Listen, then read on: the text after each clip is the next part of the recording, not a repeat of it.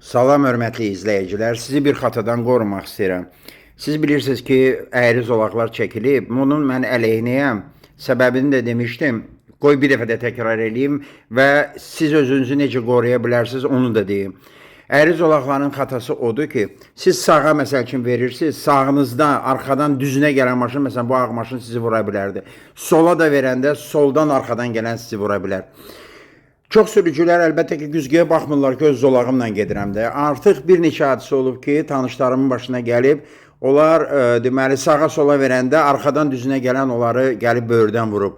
Bunun üçün deməli zolaqda sağa sola gedəndə mütləq güzgüyə baxın. Arxadan sürətlə düzünə gələn varsa buraxın getsin həyatınızdan.